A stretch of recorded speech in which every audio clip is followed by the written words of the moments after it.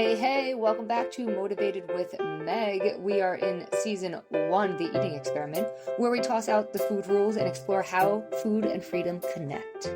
I hope you found last week's experiment with mindful bites fun and exciting, and I'd love to hear all about it. So if you tried it, comment below or DM me at Motivated with Meg and let me know how it went. So today, we are continuing this journey with the eating experiment by exploring hunger and fullness signals, which are two key principles of intuitive eating. And just to take a moment and talk about intuitive eating, I just want to give you an idea of what this is. For those who know what it is, or they think they know what it is, try to listen with an open mind, because you might think intuitive eating is really the hunger fullness diet, and that's not what intuitive eating is. Intuitive eating is actually an evidence-based mind-body health approach comprised of 10 principles that were created by two dietitians, Evelyn Tribal and Elise Resch. And so it's a weight-neutral model with over 90 studies to date, and essentially it is a personal process of honoring health by listening and responding to the direct messages that your body is giving you in order to help you meet your physical and psychological needs. So if you've ever felt out of touch with your hunger and fullness cues, your bodily signals, you're not alone. I think that eating issues, they feel really lonely because we don't usually talk about them. And whether it's due to diet culture, overeating tendencies, or even chemical reactions or interactions because of the medications you take, many of us are trained to ignore our natural hunger and fullness cues. And some of us don't even notice them anymore. But today, we are going to explore how to reconnect with those signals and why this matters. So let's start with some quick science behind hunger and fullness cues. Our bodies, if you haven't noticed, are incredible machines, and they are designed to regulate energy balance. We've talked about habits a little bit and how our body and our brain are designed to create habits, right? Neural pathways. And the body is also designed to regulate your energy. You don't want to overuse it. So these signals tell us when to consume nutrients for energy and when to stop eating. So like I talked about in Mindful Bites, we did talk a little bit about the hormone ghrelin, which signals that you're hungry, and then the hormone leptin for fullness. And these both help you maintain your body's energy needs. So one way you can think about this that is helpful is to think of hunger and fullness like the fuel gauge on your car dashboard.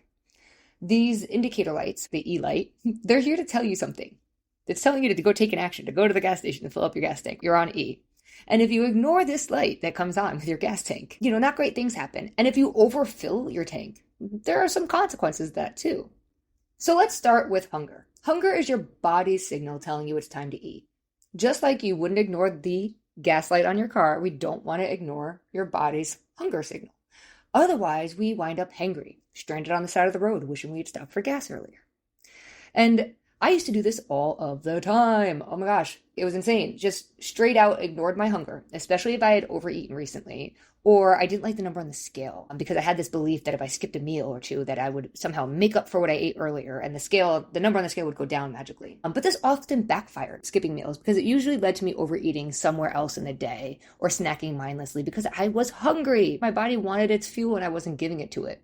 And so I rarely would then choose a nutrient-dense meal. I would just go for what I was craving, which was like chocolate or chips, because salty sweet. Who doesn't love those two things? I know I do. But it would backfire. I would end up overeating because I ignored hunger earlier in the day. And I'd often eat really fast because I was really hungry. And so when I'm really hungry, I don't practice mindful bites. I eat quickly. And then I often don't notice fullness because I ate so fast and I didn't give my brain and my stomach time to communicate like we talked about in Mindful Bites. Then I go and I skip fullness and I just jump straight into stuff and I didn't even notice fullness.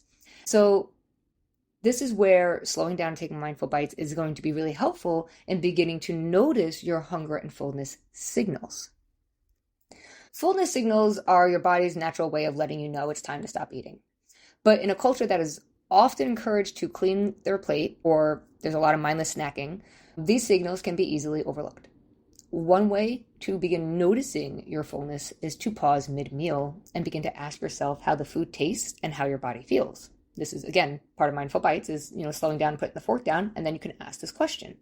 And you might begin to notice a shift from hunger toward fullness, toward satisfaction, where this can show up with I mentioned food taste because initial intensity of flavor when you start to eat is usually really intense, but that starts to lessen as you get more and more full, as your stomach feels comfortable, but not over full. And that's the feeling we're looking for here. As I said, I used to ignore both hunger and fullness cues all of the time. And this would often lead to overeating and feeling bloated and crappy. Luckily, I've since learned to stop ignoring my body and stopped using the scale to decide if I was going to eat. And I started to respect my hunger and fullness without judgment. And that's what I hope for you this week, is to start to notice this and practice this for yourself. So what can hunger feel like? Well, hunger can feel different person to person. That is for sure. For some, hunger feels like a growling stomach. I definitely get a growling stomach and I get hangry. For others, it might be a feeling of lightheadedness, irritability, having trouble focusing, and you might even just start thinking about food or craving certain foods, and these can all be cues that your body needs fuel, that you're hungry. However, hunger cues can be disrupted by several factors. To name two, they can be disrupted from years of dieting, and they can also be disrupted from medications you take. So there's medications that definitely affect your appetite, and then years of dieting and ignoring your hunger or fullness cues can make it so that you're just not as good at noticing them. That's where we want to eat slower and begin to bring awareness to this area. Research does show that eating based on internal cues like hunger and fullness, rather than external cues like calorie counting, can improve not just your physical health, but your mental well-being as well. Studies have demonstrated that intuitive eating practices, mindful eating practices like this, where people learn to listen to hunger and fullness signals, can help improve body satisfaction, reduce stress around food, and then it also leads to better digestion, because as we talked about in Mindful Bites, digestion starts in the mouth with chewing and the enzymes in our saliva. So what can you do to tune back in and start to trust these natural signals again?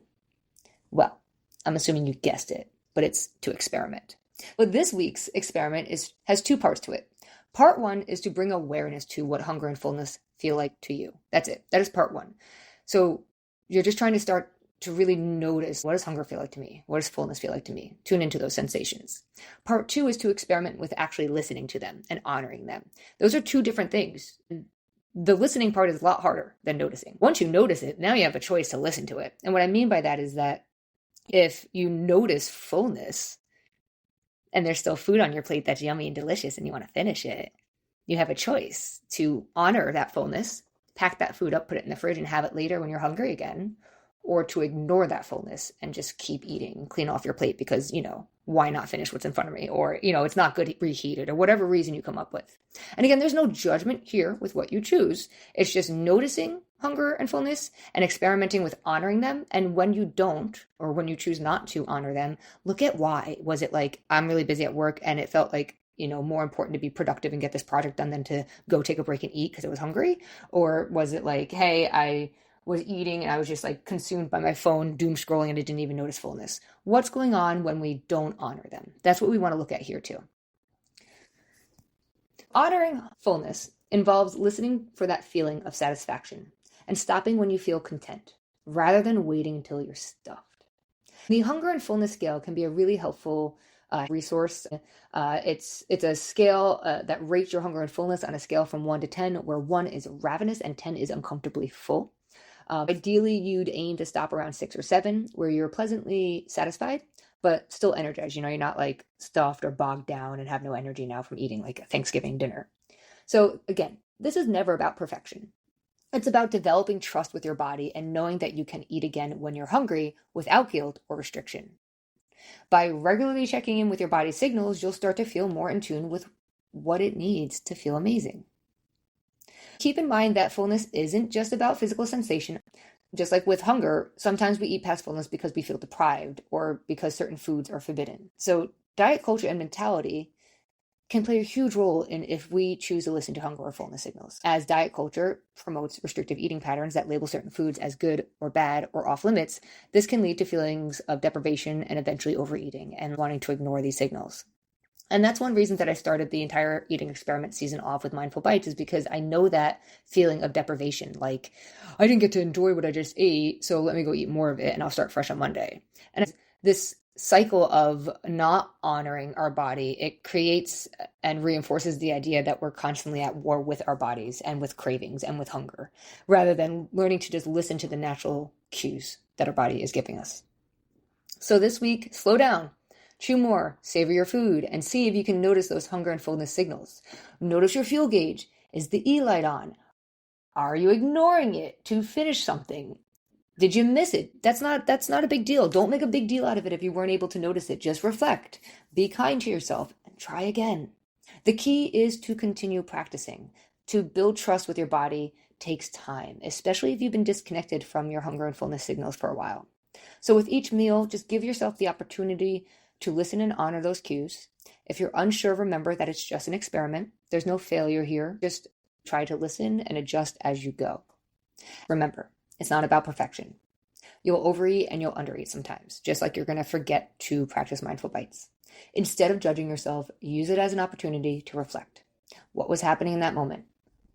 As we wrap up today, I want to remind you that reconnecting with your body, it is one of the most empowering things you can do for your health and well-being, because this is a lifelong journey. Think about it. If you have a plant at home that you just water it once the first day you get it, and then you just kind of hope it lives, that's not a great thing. You need to go water it daily, right? And that works the same for us humans. We need to be watered daily, taken care of daily. And when we were kids, our parents did that for us. But now we are adults and we have to do it for ourselves. And we make up a lot of excuses to not do that. We get really busy.